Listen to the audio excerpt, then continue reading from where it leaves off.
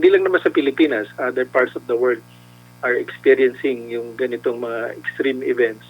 At iba talaga ito. Imagine mo, nung isang araw ba yun na yung bumuhos na ulan ay 207 millimeters. Katumbas, na, sa loob lang yun ng 5 oras, nakatumbas kalahating araw na binagsak ng panahon ni Ondoy. That's really too much.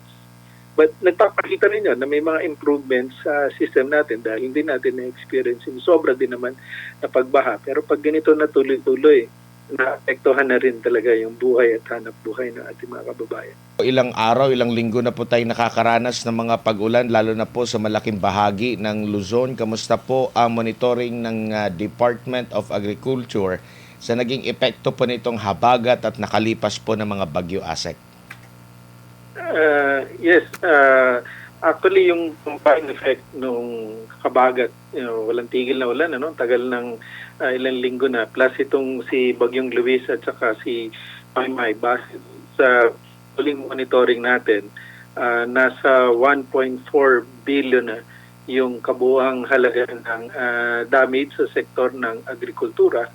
Pinakamalaki rito sa palayan at 794 million. Sa ating mga gulay at iba pang high value crops, nasa 455 million yan. Sa mais, nasa 74 million. At yung mga nasira na mga irrigation facilities, nasa mga almost 60 million. Yung damage naman sa livestock and poultry natin, nasa million. At sa pangisdaan, 6.2 million. Malaking damage ang na-report sa Region 3, particularly dito sa Pampanga, 292 million. Tapos dito sa Tarlac, 163 at sa Nueva Ecija, 144. Ganon din sa Pangasinan, sa Region 195 million. Bukod sa mga areas na nabanggit, dito sa Cordillera, may mga highland vegetables natin, marami ring reported damage. Sa Region 1, sa Region 2, sa Central Luzon, Southern Tagalog, hanggang sa Mimaropa at West Visayas. Medyo malawak na itong naging epekto ng habagat at saka nitong dalawang nagdaang bagyo, Admar and NJ. Opo, kung maalala natin na ASEC, ang pinag-uusapan natin dati is yung banta ng Super El Nino. So asahan natin yung mahabang panahon ng tag-init, kakulangan ng supply ng tubig, pero hindi yun ang unang napag-uusapan natin ngayon dahil sobra-sobrang tubig po ang nakaapekto ngayon sa sektor ng agrikultura, ASEC. Yes, yun namang report ng Pag-asa tungkol sa El Nino. Ang projection nila makakaapekto sa atin yan, lalo na sa sektor ng agrikultura. So huling bahagi ng taon, last quarter, around November, December. Sa ngayon, kung titingnan natin, meron din naman magandang epekto itong tuloy-tuloy na pag-ulan dahil nakakaranas ngayon ng major recovery yung ating mga major reservoir or dams. In fact, yung Angat, dati umabot na yun sa level ng 150 meters. Ang normal water high level niya nasa 210. Ngayon, yung huling report parang more than 180 na. So major recovery yan. Hindi lang yung Angat, pati yung Pantabangan, yung Magat, at saka yung iba pa natin na mga dams. Again, this will be good recovery in preparation for the kung darating yung strong El Nino nga na nabanggit nyo. Sa huling bahagi pa naman. Opo, after nitong August ay Burmans na po at tayo pa naman dito sa Pilipinas, mahabang selebrasyon ng Kapaskuhan, pagtungtong pa lang ng Burmans. Ano po ang inaasahan ng Department of Agriculture po dito, lalo na po sa presyo ng mga pangunahing bilhin, lalo na sa sektor ng agrikultura po, ASEC? Tungkol naman sa magiging epekto nito sa presyuhan, bagamat malaki yung value na nawala doon sa ating palayan. In terms ng volume naman, napakaliit lang nito at nasa 21,000 metric tons. At karamihan doon sa area na na-damage na 31,000. More than 25,000 doon ay partially damaged with chance of recovery. Only about 5,000 hectares yung talagang sabi natin na totally damaged at talagang sira na talaga. But then again, yung volume na nawala ay maliit lang na bahagi doon sa kabuuang 20 million metric tons na na-harvest natin taon-taon.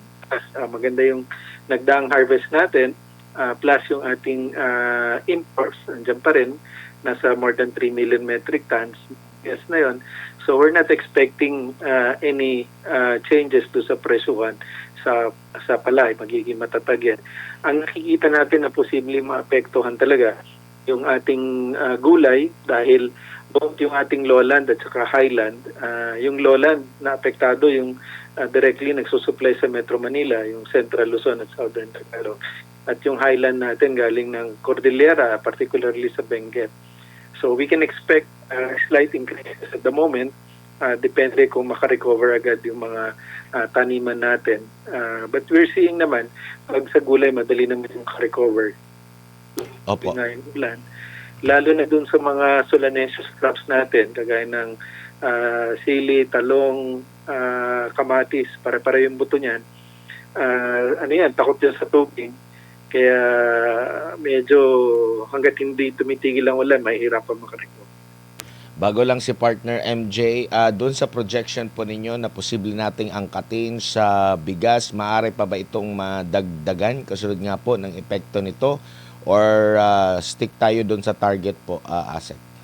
Again, maliit lang itong volume loss na nawala. At ngayon naman ay kahit parating yung anihan ng ating wet cropping season, hindi naman nagutos ang ating kagawaran si Sec Kiko na itigil yung importation nga dahil nakikita nga natin na kailangan nating i-prepare yung ating bansa sa ating na malakas na El Nino nitong huling bahagi ng taon. Just to ensure lang na we have enough supply at hindi tayo magkaroon ng kakapusan kung sakaling darating yan. Mas malaking epekto actually, mas malaki ang damages kapag drought yung mga data ng mga nakalipas na El Nino, talagang malalaki yung nagiging damage dun sa ating sektor. Good evening, sir. Si MJ po ito. Sir, marami pong Yes, MJ, good evening. nagko-comment sa ating pong social media handles.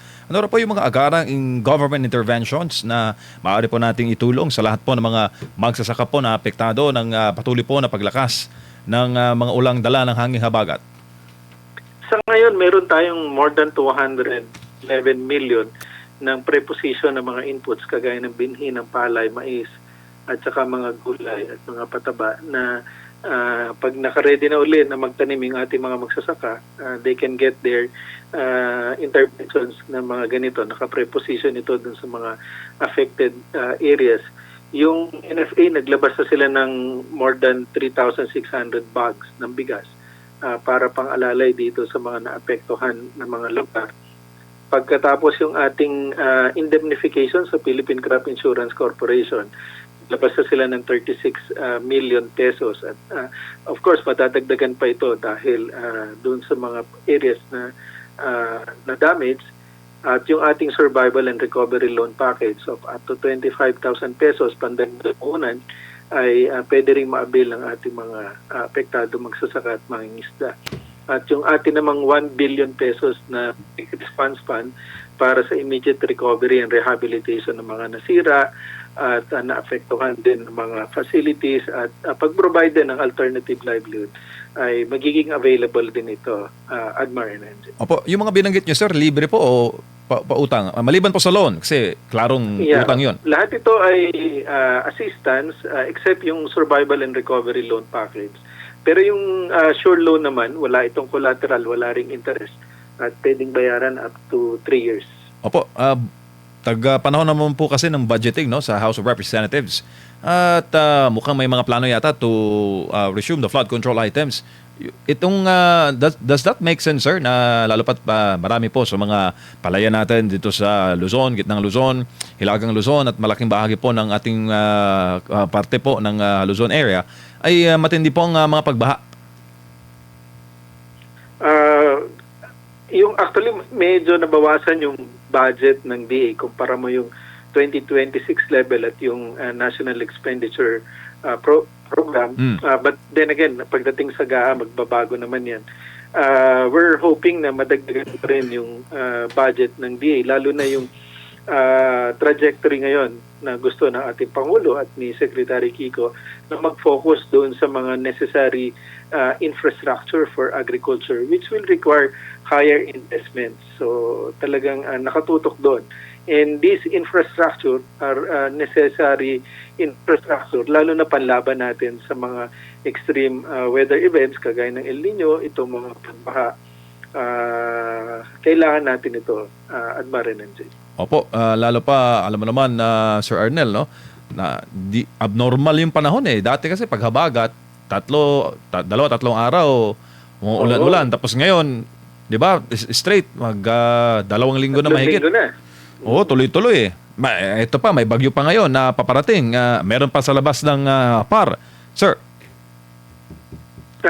Yun nga, actually, yung isa sa mga nabasa ko na article, kapag may El Nino na tumama, okay, sumabay doon sa habagat, na-enhance na yung mga habagat. At kung tumapat naman siya sa araw, talagang matinding tag-araw. Pero nevertheless, talagang nagiging ngayon eh. Hindi lang naman sa Pilipinas, other parts of the world are experiencing yung ganitong mga extreme events. At iba talaga ito. Imagine mo, nung isang araw ba yun na yung bumuhos na ulan ay 207 millimeters. Katumbas, sa loob lang yun ng 5 oras, nakatumbas kalahating araw na binagsak ng panahon ni Ondoy. That's really too much. But nagpapakita rin yun na may mga improvements sa system natin dahil hindi natin na-experience yung sobra din naman na pagbaha. Pero pag ganito na tuloy-tuloy, naapektuhan na rin talaga yung buhay at hanap buhay ng ating mga kababayan. Opo, sir, sa 2027 budget, anong nakikita po ninyo na adjustments no, na dapat pondohan? Kasi mukhang dito na po yung tahak ng ating weather patterns. Parami po, pahabaan ng paba ang mga panahon ng mga tag-ulan. Unang-una dyan yung ating mga impounding projects. Both sa, kasi yun, dalawang bagay ang tulong nun eh.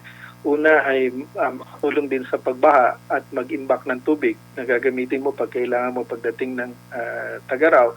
Yung ating mga solar irrigation systems, malaking tulong din yun dahil libre na yun kasi wala din yung gagamit ng fuel. And of course, yung ating mga road networks, yung ating mga post-harvest facilities, cold storages, yung mga food hub natin. These are necessary long-term infrastructure projects na malaki ang balik. May pag-aaral din ang FAO, ng United Nations, na this will provide long-term relief. Kung ikukumpara mo dun sa magbibigay ka lang ng sa 1 kilogram binhi, pagkatapos ng cropping season, ubos na yon. Not unlike itong mga ganitong klaseng investments, pang matagalan na pakinabangan ng ating mga magsasaka.